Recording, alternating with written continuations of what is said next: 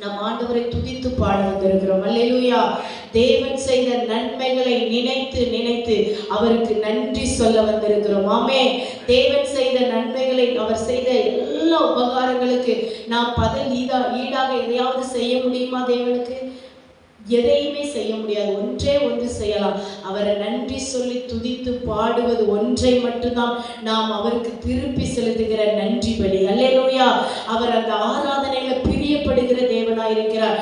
Solomon ராஜா எல்லா ஆலயங்களெல்லாம் கட்டி 1000 சர்வாங்க தகன பலிகளை செலுத்தின போது அந்த மகிமை ஆலயத்தை முற்றிலும் நிரப்பினது மாத்திரமல்ல, அழகா சாலமோன் தகன பலிகளை செலுத்தின போது ஆண்டவர் அவர் மேல் கிருபையா இறங்கி வந்து கேட்டார், நீ விரும்புவதை என்னிடத்தில் கேள் என்று. அல்லேலூயா.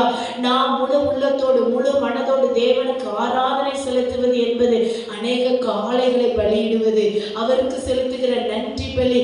அவர் நம்முடைய பலிகளின் மேல் பிரியப்படுகிறார்.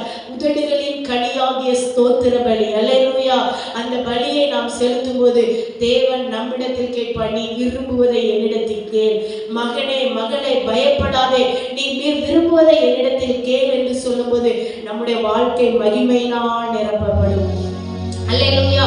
தேவ மகிமை நம்மளை சூழ்ந்திருக்கும் போது நாம் எதை குறித்தும் பயப்பட தேவையில்லை.